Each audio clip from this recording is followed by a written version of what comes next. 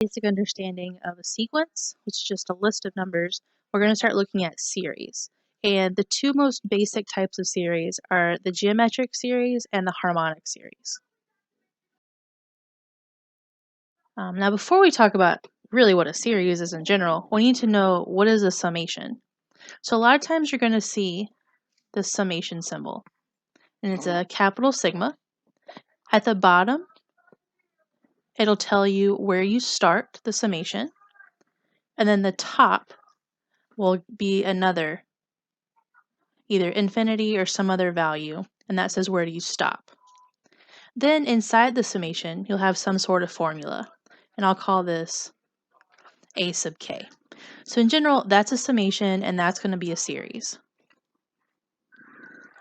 A series is going to start at k equals 1 and go off towards infinity. Now before we start looking at series, let's just get a little bit of practice at what a summation looks like and how you would actually do it. So let's say I was doing the summation from k equals 1 to 5 of just k. So this means I start at k equals 1 and I add up every value from 1 to 5 once I plug them into the formula. So if I plug in 1 to my formula, I just get a 1. If I plug in 2, I get a 2. If I plug in 3, I get a 3. If I plug in 4, I get a 4. And if I plug in 5, I get a 5. So you would add all these up, and I believe looks like you get 15. Another one, let's say I was doing the summation from k equals 1 to 4, and now let's say that my equation is k squared plus 2. I wanted to add all that up. So I would first plug in k equals 1, so 1 squared plus 2 is 3. Then I would go to k equals 2, so 2 squared is 4, plus 2 is 6. Then I would go to 3, 3 squared is 9, plus 2 is 11. And then the last one that I do is 4. So 4 squared is 16, plus 2 gives me 18. And I would add those up. So I think that is 38. So that's how a summation works, is that you start at the bottom where it says k equals 1, or if I wanted to do k equals 2, that would be fine. Just start at the bottom, plug in those numbers until you get to the top number. Now for a series, it's going to look like k equals 1 or k equals 0 sometimes, so I'll put a 1 or a 0. And it's going to go off towards infinity. And we're going to have an a sub k. And our goal with all these series is we need to ask the question, does the series converge or diverge? And I'm not really interested to know what does it converge to. That's a hard question unless it's geometric. But does it converge or does it diverge? Does the sum actually approach a number, or does the sum go off towards infinity, or what's happening with this series?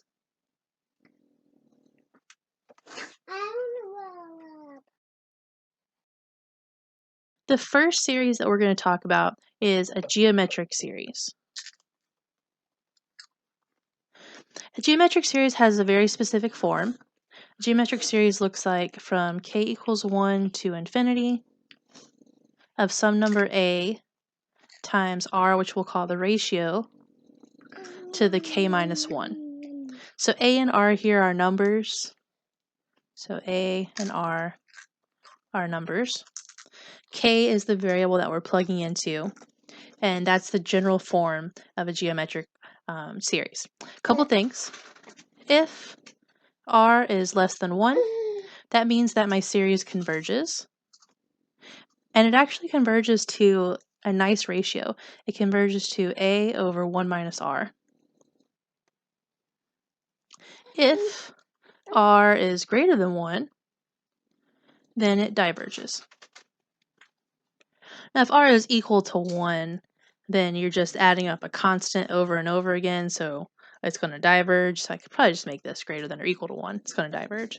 But if r is less than 1, it's going to converge, and it converges to a over 1 minus r.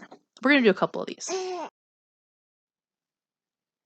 So let's start with my first example is going to be the sum from k equals 1 to infinity of 5 times 1/2 to the k minus 1. And this is already of the form that I want. Remember, the form in my head that I'm thinking is a r to the k minus 1 from k equals 1 to infinity. It's already of that form, a equals 5, r equals 1/2, and we have the right power. So my r here is 1/2, which is definitely less than 1. So that tells me that this series is going to converge. And I also know what it converges to. It converges to a over 1 minus r. And my r here is 1/2. So 5 over 1 minus 1/2, which I believe gives me 10. Which is kind of interesting, right? I don't think that that's obvious.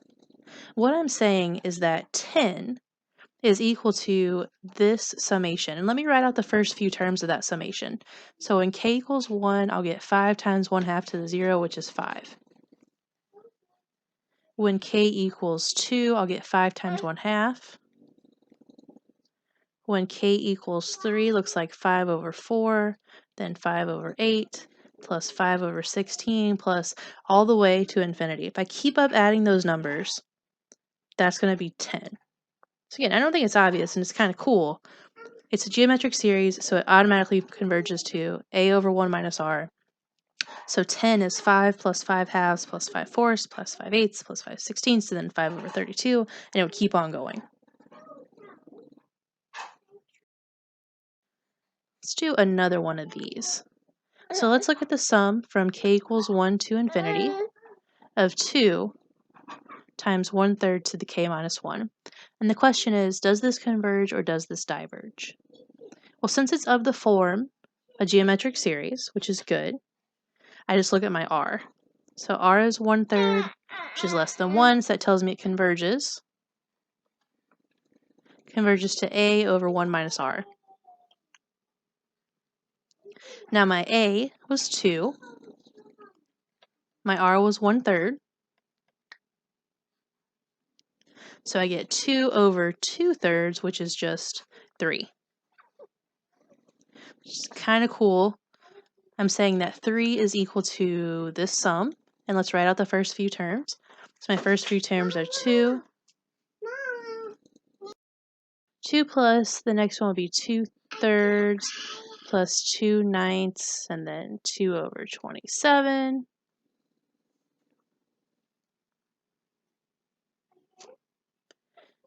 It would keep on going forever and ever, and that's just a different way to write 3.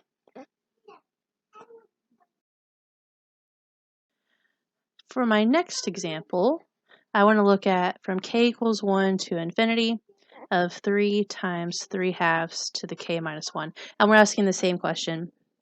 Does it converge? Does it diverge? If it converges, what does it converge to? So this is a geometric series. It's of the right form. My r is equal to 3/2, but that's greater than 1, so this sequence diverges.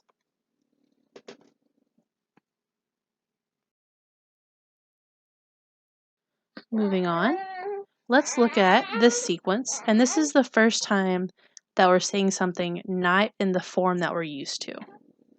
So I'm looking at the sequence from k equals 1 to infinity of 1 over 3 to the k. And that doesn't look exactly like we're used to, right? We're used to this. But that's okay. I can convert this. I can kind of manipulate the problem. What I know is that 1/3 to the k is the same thing as 1/3 times 1/3 to the k minus 1. I kind of pulled one of those 3's out of the bottom. And that's the same as 1/3 times 1/3 to the k minus 1. So I've rewritten this. I can rewrite my entire summation to be 1/3 times 1/3 to the k minus 1. And now it does look like that geometric sum that we're used to. My r is 1/3, which is less than 1. So my series is going to converge to a over 1 minus r, which for me gave me 1/2.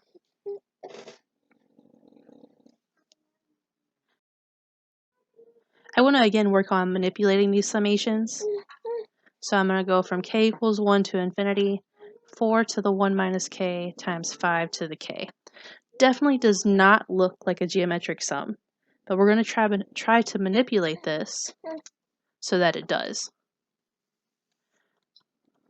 So I want to write this somehow as a fraction. So what I can do is I can say 4 to the 1 minus k. That's the same as 4 to the 1 over 4 to the k. Remember that when you have a negative exponent, that's really something on the bottom. And that's times 5 to the k. And now, since 5 and that 4 on the bottom are both to the k, I can write this as 5/4 to the k. Still not quite of that form that I want. I want this exponent to be a k minus 1. Like I said, I want that k to be a k minus 1. So I'm going to do kind of the same thing that I did before. I'm going to take out one of them. There we go. And looks like my 4's cancel. And now I've rewritten this to be 5 times 5/4 to the k minus 1. So I have it of that form that I wanted, where a is 5, r is 5/4, and it's geometric. But since r is 5/4, and that's greater than 1, I know that this series diverges.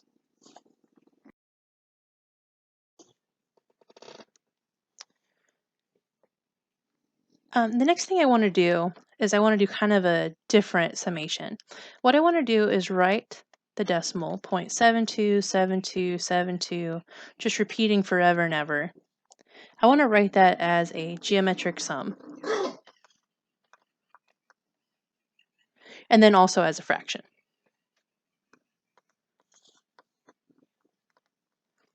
So the first thing that I'm going to do is I'm going to rewrite this decimal. So 0.727272 repeating.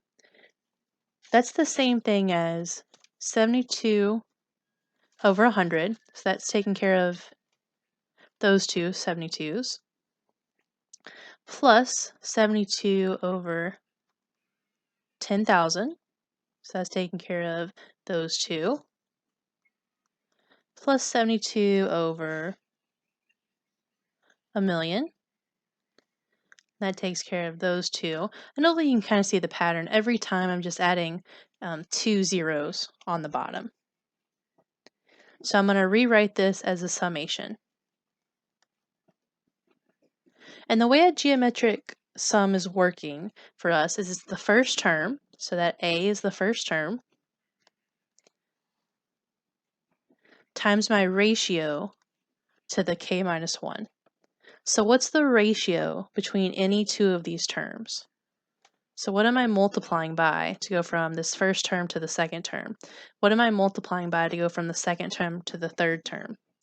What I'm multiplying by is 1 over 100. So that's my r. R is just, what are you multiplying by to go from one term to the next? What's the ratio between the two terms? So now there's my geometric sum. My r is 100, so I know it converges. As a fraction, this would be a divided by 1 minus r, which is 72 over 99. So we have rewritten this decimal as a geometric sum and then also as a fraction. So 0.72 repeating is 72 over 99. The last thing that I want to briefly mention is the harmonic series. This is just one series. It's a very specific series. It's where you're adding up 1 plus 1/2 plus 1/3 plus 1/4 plus 1/5, and you keep on adding that up forever and ever. As a geometric sum, this is the sum from k equals 1 to infinity of 1 over k. The interesting thing about this series is that you would think it would converge. You would think that these fractions, as they go bigger and bigger on the denominator would get small enough to where it's not really affecting the sum. But that would be incorrect. So the harmonic series diverges, which is unexpected. So whenever you see something of the form 1 over k, or let's say 5 over k, whatever it is, as long as it's k to the first power on the bottom, that series diverges. And that is the harmonic series. It's just one. It's not a special type. It's just the harmonic series, and it diverges.